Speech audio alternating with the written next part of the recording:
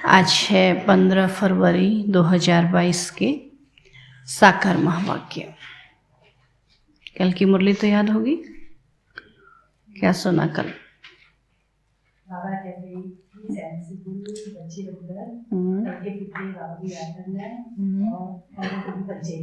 औरों को भी बाप का परिचय और अंधों की लाठी बनना है।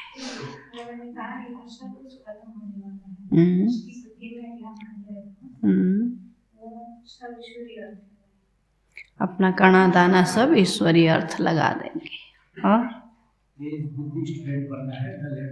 डल हेड नहीं बनना है। और पीछे बाबा को ही अपना सहारा बनाना है, क्योंकि ये तो सब विनाश हो जाएगा ना, तो विनाशी चीजों में बुद्धि योग नहीं लगाना है। और कुछ कर्म और योग का बैलेंस हो।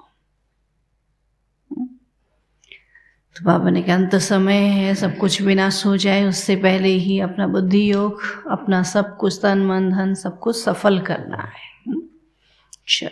आज बाबा बोले, मीठे बच्चे, आत्मा रूपी दीपक में, आत्मा रूपी दीपक में योग रूपी घृत डालो। आत्मा रूपी दीपक में योग रूपी घृत डालो तो आत्मा शक्तिशाली हो जाएगी। तो आत्मा शक्तिशाली हो जाएगी। प्रश्न है, आत्मा रूपी बैटरी में पावर भरने का आधार क्या है? आत्मा रूपी बैटरी में, आत्मा एक बैटरी भी, दीपक भी है तो बैटरी भी है ना, मॉडर्न जमाने के हिसाब से देखें तो बैटरी है ना। तो आत्मा रूपी बैटरी में पावर भरने का आधार क्या है? उत्तर है,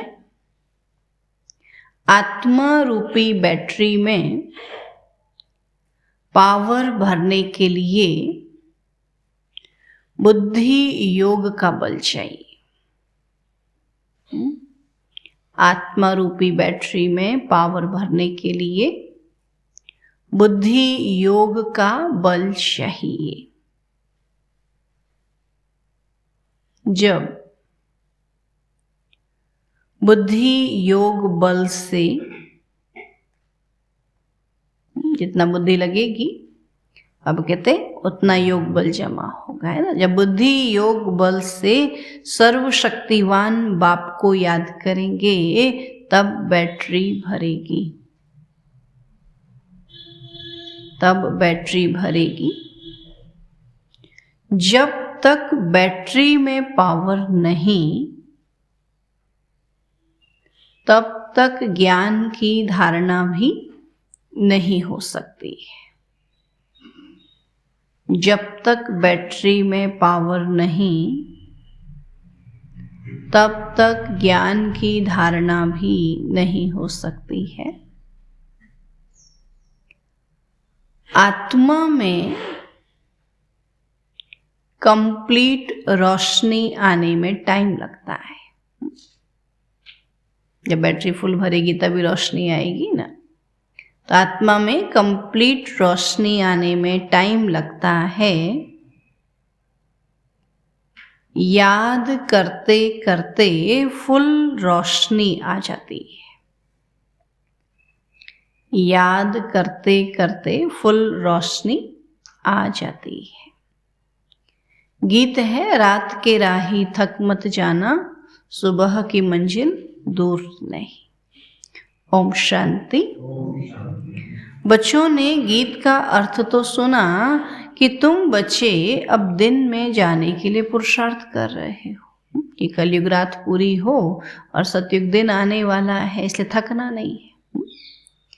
तो नई दुनिया में तो रोशनी ही रोशनी है, पुरानी दुनिया में अंधियारा ही अंधियारा है। तो यह है ब्रह्मा की घोर अंधियारी रात और तुम अभी दिन में जा रहे हो। तो बाप बच्चों को कहते हैं यह बुद्धि का योग लगाते लगाते थक नहीं जाना। जितना तुम योग लगाते हो उतना सोचरा होता है। जितना योग लगाएंगे उतनी जल्दी जल्दी सतयुग आएगा ना, उतना सोचरा होता है। आत्मा रूपी दीपक की ज्योति जो उझाई हुई है वह आती जाती है। उस बिजली में तो फट से करंट आ जाती है। पहले से दिया जलाते तो धीरे धीरे रोशनी बढ़ती थी ना। आजकल तो बिजली है ना, जितना पावर का है उतनी जल्दी, जितने वाट का बल्ब होगा उतनी तेज रोशनी आएगी। तो बिजली में तो फट से करंट आ जाती है, परंतु आत्मा में कंप्लीट रोशनी आने में टाइम लगता है और अंत तक फुल आ जाएगी। योग लगाते रहना है। मोटर की बैटरी भी सारी रात भरती रहती है। वैसे यह भी मोटर है, आत्मा भी मोटर। बाबा कहते शरीर मोटर, आत्मा इसको चलाने वाली है ना, तो आत्मा की भी मोटर चलती रहती है। इनसे अब घृत खत्म हो गया है अथवा पावर कम हो गई है, तो बाबा को तो पावरफुल सर्वशक्तिमान कहा जाता है ना। तो इस बैटरी में सिवाय बुद्धि योग बल के पावर आ नहीं सकती। तो सर्वशक्तिवान बाप से ही योग लगाने से सारी बैटरी भरती है, और बैटरी भरने के सिवाय नॉलेज भी धारण नहीं हो सकती है ना। जब तक शक्ति नहीं भरेगी, शक्ति नहीं होगी तो ज्ञान भी याद नहीं रहेगा। तो घड़ी घड़ी बाबा कहते हैं मुझे याद करो और वर्षा ले लो तो मन मना भव। तो कितनी सहज बात है। मनुष्य तो राम राम का जाप करते रहते हैं और चाहते हैं राम राज्य हो, परंतु ऐसे राम राम जपने से राम राज्य थोड़े ही होगा, है ना। आपके राम जैसे कर्म भी करने पड़े ना, श्रेष्ठ कर्म करने पड़े। ऐसा राम राम तो जन्म जन्मांतर बहुत करते आए, गंगा के कंठे पर बैठकर। अब यह तो कोई को पता ही नहीं, तो राम राज्य किसको कहा जाता है। तो जरूर राम ही राम राज्य बनाएंगे। तो उन्हों की बुद्धि में सीता राम वाला राज्य आ गया। अयोध्या वाले राम कहते दशरथ का बेटा, वो वाला राम राज्य आ गया। अब उस राम राज्य में तो राम को ही आराम नहीं था। कहते राम राजा की ही स्त्री चोरी हो गई तो प्रजा का क्या हाल होगा। ऐसे ही बोलते हैं ना, जहां राजा की स्त्री चोरी हो जाए उस प्रजा का क्या हाल होगा। तो यहां भी राजाओं की स्त्री कभी थोड़ी चोरी होती है। अब यह लोग फिर राम सीता के लिए कह देते हैं। साधारण से राजा की भी कोई है ना स्त्री को चोरी करने की हिम्मत नहीं रखते, और फिर जिसको भगवान राम कहते हैं उनकी स्त्री थोड़ी चोरी हो सकती। तो ये बड़ी समझने की बातें हैं। तो वास्तव में राम तो परम पिता परमात्मा को कहा जाता है ना, और आत्मा जो है सीता हो गई। तो परमात्मा राम की जो सीता है आत्मा, उसको 5 विकार रूपी रावण उठा करके ले गया। तो गाते भी हैं तुम मात पिता हम बालक तेरे। तो अब मात पिता कौन सा जिसके लिए यह गाते। एक तो है लौकिक मात पिता, उनकी तो यह महिमा नहीं करेंगे। तो जरूर दूसरा कोई परम पिता है तो जरूर माता भी होनी चाहिए। तो गायन है पार लौकिक माता पिता का, पूछते हैं हु इज क्रिएटर, है ना, इस दुनिया को किसने रचा। तो झट कहेंगे गॉड फादर ने। तो सिद्ध है ना कि मात पिता है, और इस समय ही 2 मात पिता होते हैं, बाप के एक शरीर के और एक आत्मा के। तो इस समय हम बच्चों को बाप द्वारा सुख घनेरे मिल जाते हैं, फिर एक माता पिता हो जाता है।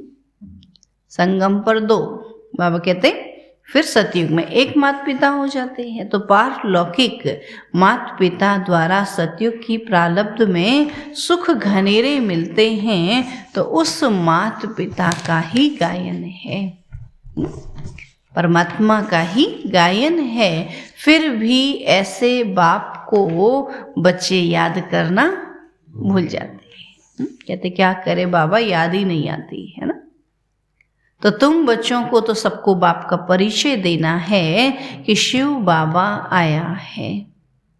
हमेशा शिव बाबा और ब्रह्मा बाबा कहते हैं, अलग अलग है ना दोनों, इसलिए किसी को भी कहते तो शिव बाबा और ब्रह्मा बाबा कहते हैं। बाबा कहने में तो फिर इन्हीं को बाबा समझ ले। तो हमेशा शिव बाबा और ब्रह्मा बाबा कहते हैं, तो प्रजापिता का तो नाम बाला है।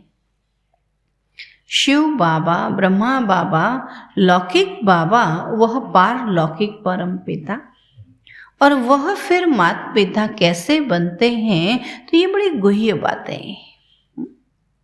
कोई भी आते हैं, पहले यह पूछो कि परम पिता परमात्मा आपका क्या लगता है, और प्रजापिता आपका क्या लगता है।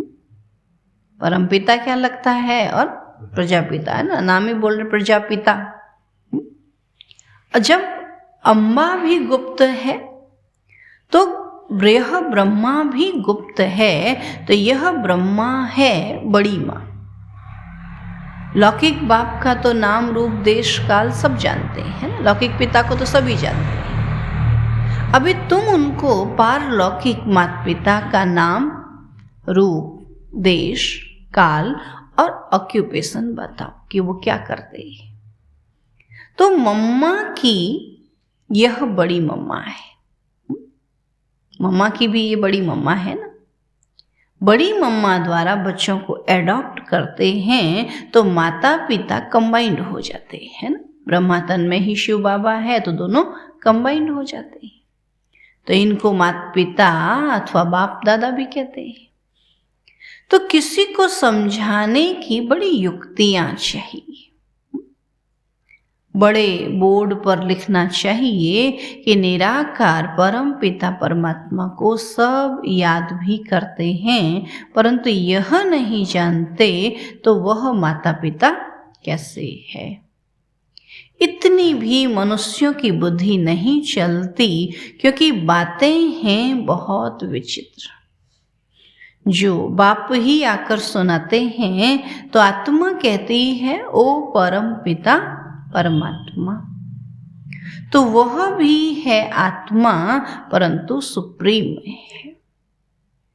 तो सुप्रीम माना परम, तो वह परम धाम में रहने वाला है, और वह खुद तो जन्म मरण में नहीं आते।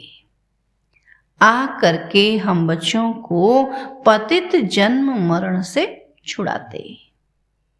तो पावन जन्म मरण से नहीं छुड़ाते, है ना, पतित जन्म मरण से।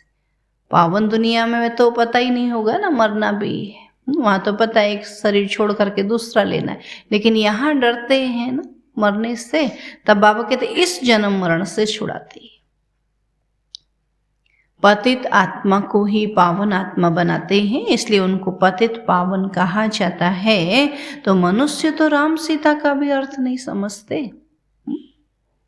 वास्तव में सब भक्तियां सीताएं हैं, याद करती हैं एक साजन परमात्मा को। तो बाबा कहते हैं बच्चे, इस समय सारी दुनिया में रावण राज्य है। सिर्फ लंका में नहीं, रावण को जलाते भी यहाँ है। सारी दुनिया में ही जलाते हैं ना। बाबा कहते तो सारी दुनिया में उसका राज्य है। लंका हिंदुस्तान में नहीं, वह तो बौद्धियों का खंड, अलग खंड है। तो इस समय सारी दुनिया रावण के बंधन में है, और सारी दुनिया में रावण का राज्य है। आधा कल्प है राम राज्य और आधा कल्प है रावण राज्य। आधा कल्प दिन, आधा कल्प रात। तो ये सब बातें बुद्धि में रखने की है। इस समय तुम रावण पर विजय पा रहे हो और जो पूरी विजय पाएंगे वही मालिक बनेंगे। तो सतयुग आदि में लक्ष्मी नारायण का राज्य था, तो उन्होंने यह स्वर्ग की प्रारब्ध कहाँ से और कैसे पाई? तो सतयुग में मनुष्य बहुत थोड़े होंगे ना। बाबा क्या कहता है कि सतयुग में बहुत थोड़े मनुष्य होंगे, लाखों की अंदाज में होंगे, है ना। यहाँ तो करोड़ों की अंदाज में है ना, वहाँ लाखों की अंदाज में होंगे। जमुना के कंठे पर राजधानी होगी और वहाँ कोई विकार होता ही नहीं। निर्विकारी दुनिया है ना। कहा ही जाता है संपूर्ण निर्विकारी।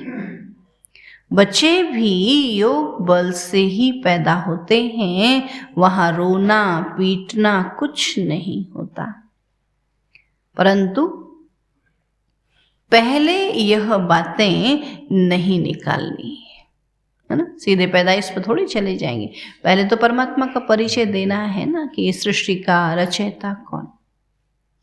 पहली बात तो यह उठाओ कि निराकार परम पिता परमात्मा और हम आत्माएं भी उस परलोक से आते हैं, तो तुम्हारा पारलौकिक परम पिता से क्या संबंध है? नंबर 1 बात है यह। पहले यह बाप का संबंध निकालो तो माँ का और वर्षे का संबंध निकलेगा। एक अल्फ को भूलने से ही सब कुछ भूले, है ना। बाप को भूले तो सब कुछ भूलेगी। रावण ने पहले अल्फ से ही भुलाया है और फिर अल्फ की मदद से हम रावण पर जीत पाते। रावण आया तो बाबा को बुलाया, बाबा आया रावण पर जीत दिलाई। तो समझाने की पॉइंट्स तो बहुत हैं। प्रदर्शनी में मुख्य बात अल्फ की समझानी है और अल्फ के बाद ही बे ते आता है। अल्फ माना 1, बे माना 2, ते माना 3। तो बाबा के जब अल्फ को याद करेंगे, बाबा को याद करेंगे तो बात सही मिलेगी ना। तब बाबा कहते अल्फ को नहीं समझा तो कुछ नहीं समझा। अगर एक बाबा को नहीं समझा तो फिर कुछ भी नहीं समझा। कितना भी भल माथा मारो, अगर भगवान को नहीं समझेंगे तो फिर उसकी बनी हुई दुनिया को कैसे समझेंगे? तो परम पिता है तो पिता से वर्षा मिलता है, तो बाबा का वर्षा मिला तो वर्षे के हकदार बन जाते। तो त्रिमूर्ति पर समझाना कितना सहज है। कभी समझा के देखना त्रिमूर्ति पर ना। सबसे ज्यादा मेहनत त्रिमूर्ति को समझाने में लगती है ना, क्योंकि ब्रह्मा को कोई मानने को राजी नहीं होता है। बाबा कहते वैसे समझाना कितना सहज है। ऊपर में बाप खड़ा है और नीचे लक्ष्मी नारायण वर्षा, यह विष्णु खड़ा है। विष्णु कंबाइंड रूप है ना लक्ष्मी नारायण का। तो बाबा कहते हैं मुझे याद करो तो यह वर्षा पाएंगे। बच्चे कहते हैं बाबा आप तो निराकार हो, आप कैसे वर्षा देंगे? तो बच्चे मैं इन ब्रह्मा के द्वारा देता हूं। जो आए उनको इस बात पर ही समझाओ। तो मूल बात ही त्रिमूर्ति की है। त्रिमूर्ति ब्रह्मा का तो कोई अर्थ ही नहीं है। त्रिमूर्ति शिव है न कि ब्रह्मा। समझाना है निराकार शिव बाबा, उनको ही ज्ञान का सागर कहा जाता है। फिर यह वर्षा है। अब बाप तो है निराकार, फिर इन लक्ष्मी नारायण को वर्षा कैसे मिला, कहां से आया? तो तुम यहां अपने को विष्णु कुमार नहीं कहलाते हो। विष्णु के बच्चे होते तो विष्णु कुमार, तो बच्चे तो किसके हैं? ब्रह्मा के। तुम अपने को विष्णु कुमार नहीं कहलाते, तुम तो हो बीके। ब्रह्मापुरी मनुष्यों की ही कही जाती है, जहां खास ब्राह्मण रचते। तो सिंध में भी ब्रह्मापुरी थी, वहां भी कोई स्थान होगा ना ब्रह्मापुरी।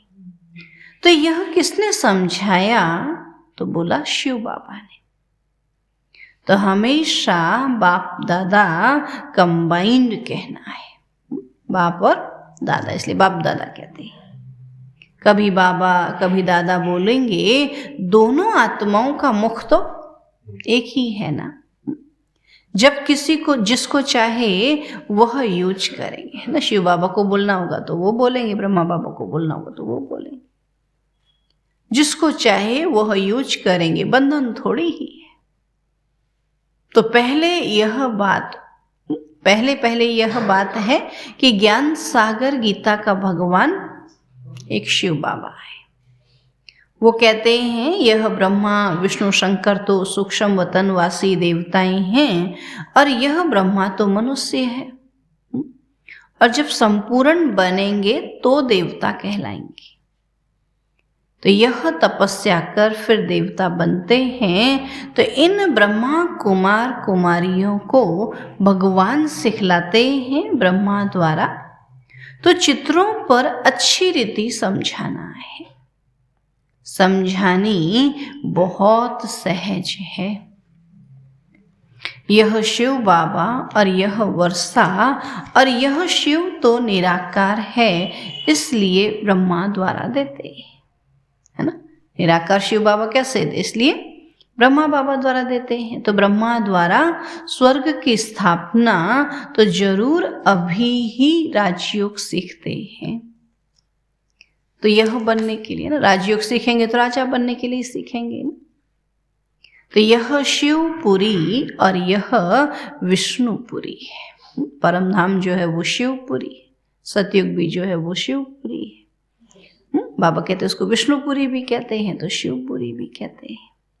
अच्छा, मीठे मीठे सिकील अधे बच्चों प्रति माता पिता बाप दादा का याद प्यार और गुड मॉर्निंग। रूहानी बाप की रूहानी बच्चों को नमस्ते। हम रूहानी बच्चों की रूहानी बाप दादा को नमस्ते नमस्ते नमस्ते। धारणा के लिए मुख्य सार है, अल्फ की याद से माया रावण पर जीत पानी है। अल्फ की याद से माया रावण पर जीत पानी है। सबको अल्फ का परिचय देना है। सबको अल्फ का परिचय देना है। दूसरा पॉइंट है, याद की यात्रा में थकना नहीं है। याद की यात्रा में थकना नहीं है। अपनी बैटरी को चार्ज करने के लिए,